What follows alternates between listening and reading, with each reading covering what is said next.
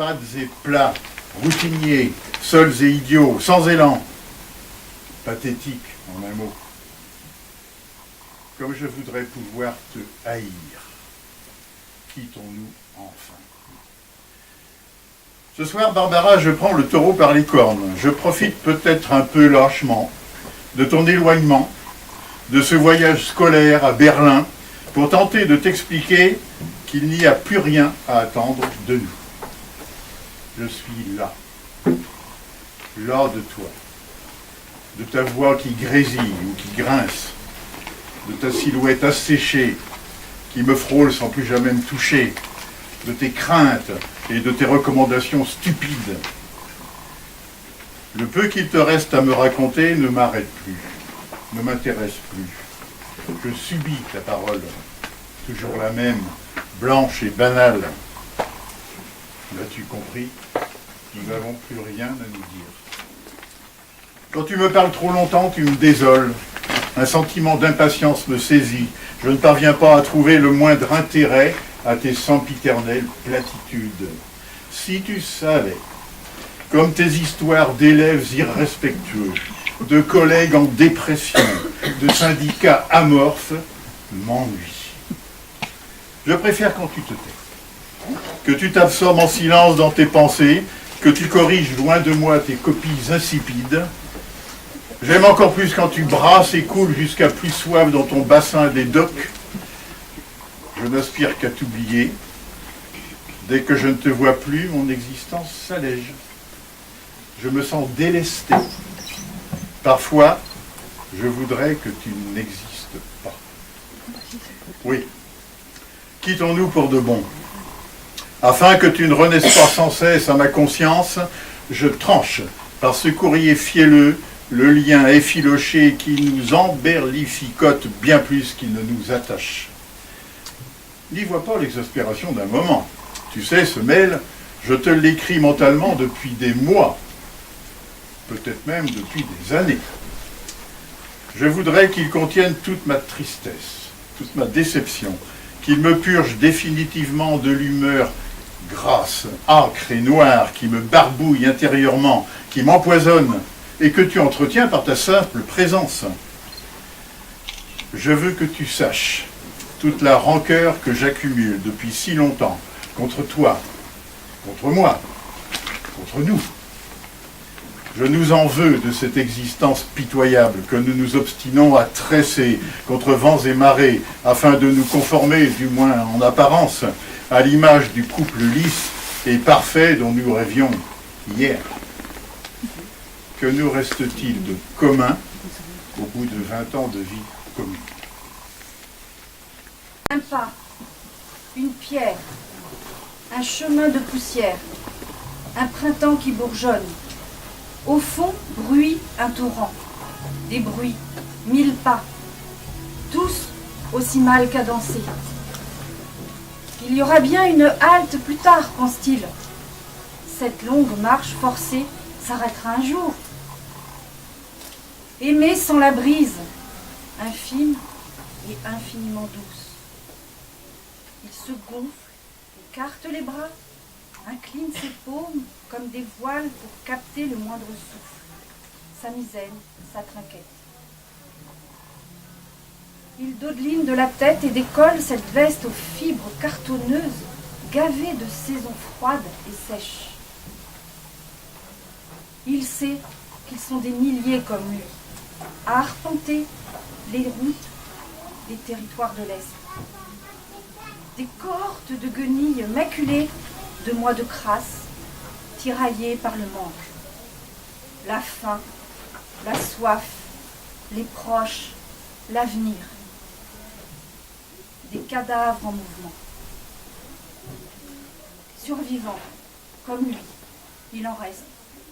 Ils sont là. Il marche en colonne ordonnée. Aimé baisse la tête. Il profite des minces silhouettes qui lui font un peu d'ombre. Il ferme les paupières un instant pour chasser ces gouttes acides qui lui piquent les yeux. Se reprend. Pas le choix, pas le temps. pas le droit de se laisser aller. S'il ferme les yeux trop longtemps, il risque de faire un pas de côté et sortir du rang. Il a retenu la leçon. Pour survivre, il faut s'oublier. Oublier l'épuisement, oublier les blessures, oublier ce creux au vide, oublier ses besoins et les odeurs d'urine et de merde qui collent à la peau parce qu'ils n'ont pas d'autre choix que de se chier dessus sans perdre la cadence. Aimé a été fort. Au village, on venait le chercher pour renforcer les ponts. Après ces mois de détention, réduit à la plus simple expression de lui-même, il trouve la force de marcher encore. Malgré ses semelles en loques, ces cailloux qui lui esquintent la plante des pieds. Engagé depuis des semaines dans cette longue marche fantoche, mais convaincu qu'au bout de lui, il y a encore une lueur, que cela va finir, qu'il retrouvera un jour ses champs entre Breno et Olomouc. Les collines de blé, la vigne du printemps, le houblon. Tenir, marcher, échapper au souvenir des coups de tuyau des Bunders, Wislar, tenace, haineux, à force de faire jaillir les suppliques des détenus sous lui. Ne plus craindre ces coups qui s'abattaient au hasard, sur le dos, les reins, les cuisses, les couilles, qui finissaient par ressembler à des tomates anciennes, rouges, vieux.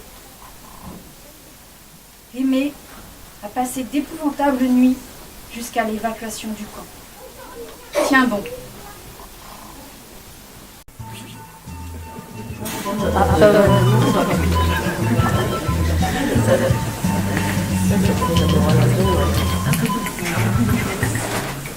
Le cabinet du docteur Muller est au 4e étage, auquel on accède grâce à un ascenseur avec une petite grille en fer à fermer sonore. Le papier peint de la salle d'attente se décolle par endroits. Je suis seule. Je suis persuadée qu'il n'est abonné à aucune revue médicale. Il ne se tient sûrement pas au courant des dernières avancées de la médecine. Si ça se trouve, il n'a jamais mis les pieds dans une pharmacie. Monsieur Serge Horowitz, alors, qu'est-ce qui vous amène, mon bon monsieur?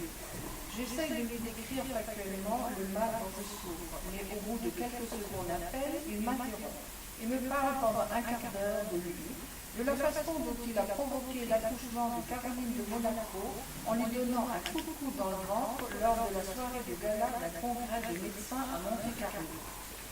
Profitant d'une brèche pour m'immiscer dans le monologue, je parvins finalement à exposer mon problème en détail, avant qu'il ne reprenne la parole pour cette fois me révéler d'un air suspicieux que j'ai un homonyme, chauffeur routier alcoolique à tendance dépressive, ce qui, d'une certaine manière, ne me surprend pas.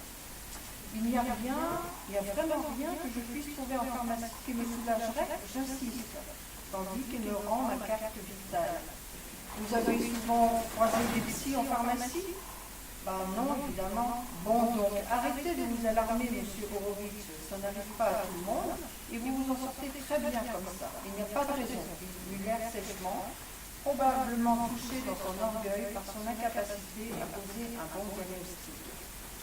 Je dois aller au Japon pour mon boulot, ça risque d'être un problème si ça m'arrive à nouveau là-bas.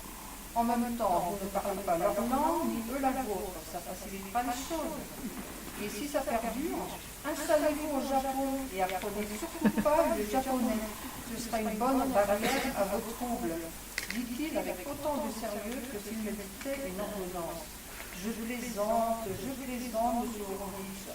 Je vous donne mon numéro de téléphone au cas où. Vous pouvez m'appeler à n'importe quelle heure, je ne dors plus la nuit depuis longtemps. Je vous dois combien, monsieur Muller, pour mettre fin à ce sketch? De retour à l'appartement, je me fends d'un compte rendu objectif de la consultation à Agnès. Serge, Serge, dans quoi tu es encore allé embarquer le docteur Muller? Tu es sûr que tu lui as décrit tes symptômes sobrement en allant droit au but? Le bourdonnement de mon téléphone portable interrompt notre conversation. Je ne connais que trop bien le numéro qui s'affiche. Tu ne réponds pas, Serge, demande Agnès. Si, Agnès répond. Allô? Ne quittez pas, monsieur. Je vous passe monsieur le ministre. Serge, s'impatiente mon frère. François, à l'appareil. Serge, tu réponds oui, s'énerve-t-il. On est sur écoute? Arrête tes conneries, Serge. Je suis ministre de l'économie et des finances. Le gouvernement, c'est moi. Waouh, sans déconner, je fais. Alors, comme ça, tu me remplaces sur le voyage au Japon? Apparemment. J'ai eu Hubert, prend-il soin d'ajouter minutieusement. Franchement, je ne suis pas sûre que ce soit une bonne idée. Et lui non plus d'ailleurs. Mais bon, après tout, à défaut d'avoir l'original, à l'annoncer du prénom Robert, le mal me frappe à nouveau. En une fraction de seconde, je me retrouve incapable d'émettre le moindre son. Je me dis que je dois ressembler à une truc arc-en-ciel suffocant hors de l'eau. Je cherche frénétiquement à sortir un mot, au pire un faible gémissement, mais rien ne vient. L'absence de réponse de ma part n'a heureusement aucun effet sur mon frère habitué au monologue. Serge, tu te tiens à carreau, on est bien d'accord. Tu n'oublies pas que tu portes mon nom et que je représente la France. Serge, tu ne déconnes pas, hein. Tu es analyste, rien de plus. On t'interroge, tu présentes ton analyse et c'est tout. Ne me déçois pas, Serge. Ne va pas me foutre dans la merde. C'est déjà assez compliqué comme ça pour moi ici, avec cette putain de récession économique. Comme je n'arrive plus à parler, je raccroche. Tu veux un deuxième café, Serge? Lui demande Agnès.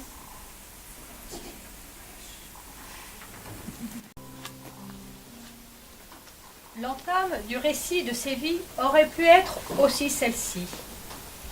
À un commencement, dans un village, entre le silence d'une folle et les quelques notes de musique éparpillées dans l'esprit d'un homme affolé, le tragique de nos vies s'est passé. Mais je ne suis plus sûre de rien, si ce n'est de la richesse qui m'ont apporté ce que j'ai croisé dans ce village, et plus particulièrement Yann et Charlotte, qui me furent si chers.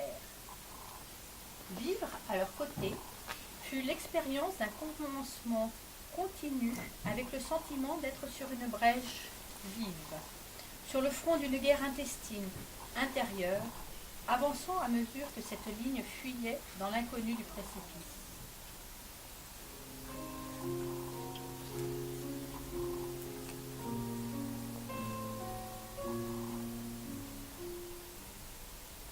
Tout le monde la regardait, la Charlotte, mais de loin, et peu lui adressait la parole. Peut-être parce que les mots de Charlotte, et plus encore ses gestes, traversaient les murs et les corps. Mais elle n'en savait rien, elle. Elle ne savait pas vraiment qui elle était, même si elle sentait qu'elle était différente. Elle avait pénétré la vie comme si de rien n'était, sans poser de questions, ni s'en poser.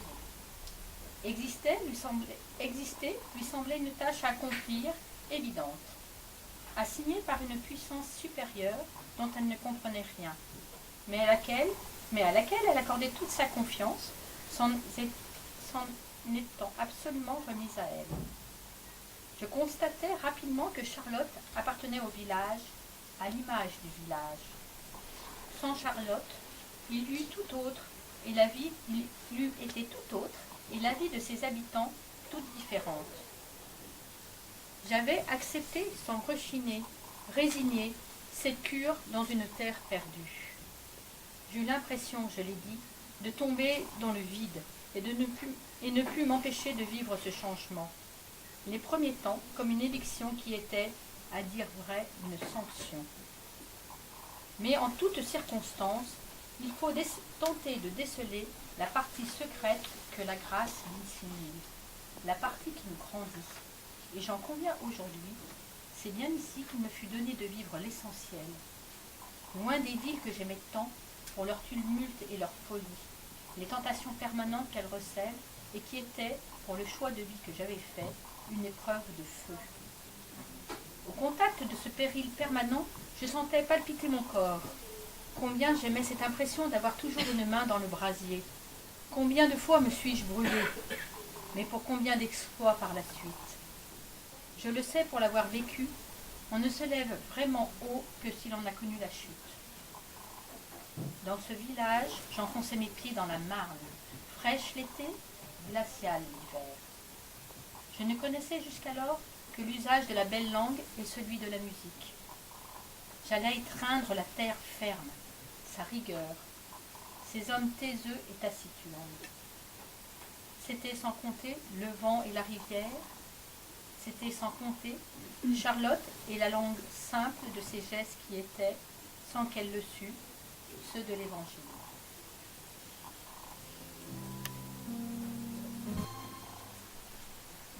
Heureusement que j'aime aimer. C'est bon de lui faire la bise le soir et de la trouver là, de mauvais poil. Elle me dit qu'elle a mal au dos. Je lui dis de marcher un peu dans l'appart. Tu t'encroutes dans ce fauteuil, mémé. Je gueule, vu qu'elle n'entend pas grand-chose. Je l'aide à marcher et elle m'aide à tenir debout. Je vous ai pas bien décrit, ma mémé. Elle a les cheveux blancs et lisses, mais avant ils étaient bruns et bouclés. Elle allait souvent chez le coiffeur, c'était son plaisir. Aujourd'hui, c'est moi qui lui coupe ses 3 cheveux qui se battent au gel.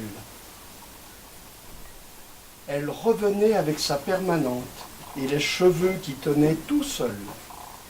J'aimais bien la voir comme ça. C'était pas une maman, mais c'était tout comme. Avec ça, toujours élégante, elle mettait souvent des tailleurs pantalons. Elle n'aimait pas les jupes. Elle disait qu'elle avait des pattes de sauterelle. Elle portait des talons, mais pas des très hauts. Elle a commencé à pencher vers l'avant que récemment. Son dos l'a fait beaucoup souffrir. Avant, elle gambadait comme un lapin, une vraie jeune fille, comme elle disait. C'est fou ce qu'ils répètent ça, les vieux. Je suis resté jeune, ça me fait bien rire. Mais avec Mémé, je ris pas, je dis oui, tu es jeune. On n'a pas le cœur à faire du mal aux gens qu'on aime. Alors, on leur ment. Ma Mémé est comme un sapin de Noël après le jour de l'an. Les épines sont tombées. Bientôt, j'enlèverai les guirlandes et le sapin.